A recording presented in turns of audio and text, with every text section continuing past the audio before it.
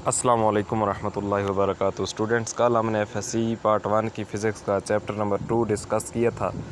आज हम chapter number 3 discuss करने वाले हैं। इस चैप्टर का नाम है मोशन एंड फोर्स। इसमें जो सबसे पहली और अहम डेफिनेशन है वो है डिस्प्लेसमेंट की डेफिनेशन, इसके बाद वेलोसिटी की डेफिनेशन, इसके बाद एक्सेलरेशन की डेफिनेशन, वेलोसिटी टाइम ग्राफ की डेफिनेशन। ये वो सारी डेफिनेशंस हैं जो कि आप चैप्टर 9th क्लास में डिस्कस कर चुके हैं। इसके बाद इक्वेशंस ऑफ मोशन, ये भी आप 9th क्लास में डिस्कस कर चुके हैं। तो ये आपने लाजमी करनी है क्योंकि ये अक्सर न्यूमेरिकल्स में इस्तेमाल होती हैं और आपको आनी चाहिए, ठीक है। इसके बाद इनमें से अक्सर सवाल भी आ जाता है, कभी कभी शॉर्ट सवाल भी आ जाता है कि right any two equations of motion.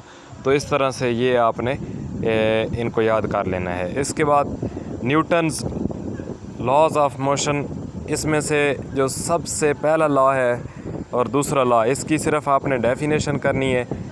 इसके बाद न्यूटन्स थर्ड लॉ, इसकी भी डेफिनेशन करनी है। ये भी आप क्लास 9th में डिस्कस कर चुके हैं। इसके बाद मोमेंटम की डेफिनेशन बहुत अहम है, और momentum and Newton second law of motion, ये बहुत अहम क्वेश्चन है। क्लास 9th में भी ये अक्सर लॉन्ग में आता था और इधर भी आता है अक्सर। इसके बाद इम्पल्स की डेफिनेशन आपने शॉर्ट के हवाले से लाजमी करनी है। इसके बाद law of conservation of momentum, इसकी डेफिनेशन और ये नीचे सारी डेरिवेशन करनी है। ये लॉन्ग के हवाले से बहुत अहम है।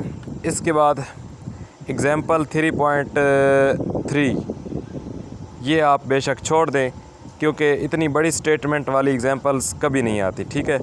अगर करना चाहे तो वैसे इसका सलूशन छोटा सा है, लेकिन अगर छोड़ भी देंगे तो इतना इशू नहीं बनेगा। इसके बाद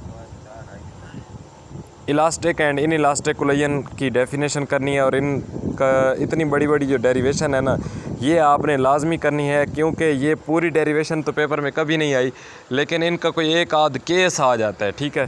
तो ये आपने लाजमी करनी है। इसके बाद एग्ज़ाम्पल 3.4 लॉन्ग के हवाले से बहुत दफ़ा पेपर में आई है, तो ये आपने लाजमी करनी है। एग्ज़ाम्पल 3.4 लॉन्ग के हवाले से आपने करनी है। इसके बाद एग्ज़ाम्पल 3.5 ये शॉर्ट के हवाले से करनी है आपने। इसके बाद force due to water flow, ये टॉपिक आपने शॉर्ट क्वेश्चंस के हवाले से करना है, और एग्ज़ाम्पल 3.6 ये भी शॉर्ट के हवाले से आप कर लें। इसके बाद इस एग्ज़ाम्पल 3.6 की स्टेटमेंट बहुत बड़ी है, अगर छोड़ भी देंगे तो इसमें इतना ज़्यादा इशू नहीं बनता, लेकिन चलो इसका सलूशन छोटा सा है तो आप कर लें। इसके बाद मोमेंटम एंड एक्सप्लोसिव फोर्स, ये टॉपिक करने की ज़रूरत नहीं है। इसके बाद रॉकेट प्रोपल्शन की आप सिर्फ कोई डेफिनेशन कर लें तो या इसको छोड़ भी देंगे तो इतना इशू नहीं है। इसके बाद प्रोजेक्टाइल मोशन, ये सबसे अहम टॉपिक है। प्रोजेक्टाइल मोशन ये सबसे अहम टॉपिक है, और इसमें से 100% क्वेश्चन हर साल पेपर में आता है, या फर्स्ट टाइम आता है या सेकंड टाइम आता है। इस सवाल इस तरह से आता है कि define projectile motion and derive formula for height of projectile, time of flight या रेंज ऑफ प्रोजेक्टाइल। तो जब ये सवाल आएगा तो आपने सबसे पहले प्रोजेक्टाइल मोशन की डेफिनेशन लिखनी है। इसके बाद ट्रैजेक्टरी की डेफिनेशन आपने लाजमी इसमें कोड करनी है। इसके बाद जो फार्मूला वो आपसे कहेगा हाइट ऑफ फ्लाइट का या रेंज ऑफ फ्लाइट का या फिर टाइम ऑफ फ्लाइट का, जो फार्मूला वो आपसे कहेगा उसकी आपने पूरी डेरिवेशन करनी है। अच्छा, इसके लिए मैं आपको एक और इम्पॉर्टेंट बात बता दूं, आपने जो बुक जिससे तैयारी करनी है ना, वो मैं आपको रिकमेंड करूँगा कॉलेज फ़िज़िक्स। वो बहुत अच्छी बुक है, उससे आप तैयारी करें। ये मैं सिर्फ़ आपको समझाने के लिए टेक्स्ट बुक से वीडियो बनाता हूँ। मेरे पास सिर्फ मोबाइल एप्लीकेशन में यही है। कॉलेज फ़िज़िक्स मैंने बड़ी कोशिश की है लेकिन वो मुझे मिल नहीं रही। तो आपने जो है ना अपनी तैयारी कॉलेज फ़िज़िक्स से करनी है। इसके बाद एग्ज़ाम्पल 3.7 ये आपने लाजमी करनी है, शॉर्ट के हवाले से बहुत अहम है। इसके बाद एग्ज़ाम्पल 3.8 ये भी आपने लाजमी करनी है, ये लॉन्ग के हवाले से अक्सर पेपर में आती है। इसके बाद ये चैप्टर एंड हुआ चाहता है, और इसके जो शॉर्ट क्वेश्चंस हैं वो आपने करने हैं एक्सरसाइज वाले, और जितनी मैंने डेफिनेशंस आपको चैप्टर के अंदर से बताई हैं वो भी आपने लाजमी करनी है। इसके बाद जो इसके न्यूमेरिकल्स हैं, वो जो बड़ी स्टेटमेंट वाले न्यूमेरिकल हैं उनको आप छोड़ दें, और जो छोटी स्टेटमेंट वाले न्यूमेरिकल्स हैं उन पे ज़्यादा फोकस करें। अच्छा, मैं ये बार बार छोटी स्टेटमेंट वाले न्यूमेरिकल्स और एग्जांपल्स इसलिए कहता हूँ क्योंकि ये पेपर में आने के चांसेस ज़्यादा होते हैं, क्योंकि एक तो इनको प्रिंट करना आसान होता है, दूसरा बच्चे के लिए लिखना आसान होता है क्योंकि स्टेटमेंट छोटी स्टेटमेंट वाले न्यूमेरिकल का सॉल्यूशन भी छोटा सा होता है, और जिस न्यूमेरिकल का सॉल्यूशन छोटा सा होता है वो उसके सिर्फ 3 ही नंबर होते हैं, और न्यूमेरिकल आपका आता ही 3 नंबर का है पेपर में। तो 3 नंबर के लिए इतने बड़ी बड़ी स्टेटमेंट्स वाले न्यूमेरिकल वो कभी नहीं देते।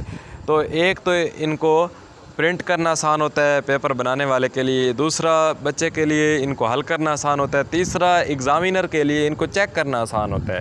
तो इसलिए मैं कहता हूँ कि जो छोटी स्टेटमेंट वाले न्यूमेरिकल हैं उन पे, जो बड़ी स्टेटमेंट वाले न्यूमेरिकल हैं उनको आप छोड़ दें, और जो छोटी स्टेटमेंट वाले न्यूमेरिकल हैं उन पे आप ज़्यादा फोकस करें, और साथ एग्जांपल्स भी। तो इसके भी जितने न्यूमेरिकल्स हैं, चलो मैं आपको 1 बाय 1 बता देता हूँ कि इसमें से आपने कौन से न्यूमेरिकल करने हैं कल्स। तो इसमें जो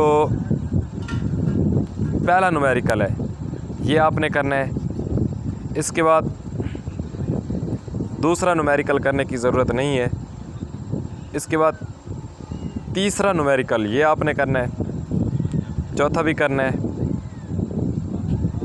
पांचवा कर लें। इसकी स्टेटमेंट वैसे तो इसकी स्टेटमेंट तो बड़ी है, लेकिन इसके 2 पार्ट्स बने हुए हैं, इसका कोई एक आध पार्ट वो दे सकता है, ठीक है। तो ये आप इसलिए कर लें।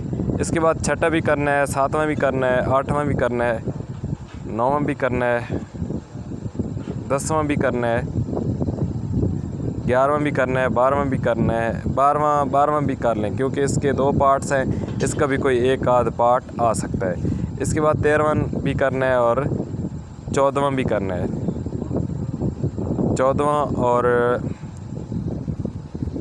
15वां जो है ना, इसको आप बेशक छोड़ दें तो कर लें तो ठीक है, वरना 14 तक कर लें तो ज़्यादा चांस होते हैं कि इसमें से ज़्यादातर चांस हैं कि पेपर में इंशाल्लाह आ जाएंगे, ठीक है। तो ये थी चैप्टर नंबर 3 के हवाले से आज की वीडियो। अगर वीडियो आपको पसंद आई हो तो अपने दोस्तों के साथ अच्छी लगी हो तो शेयर कर दें।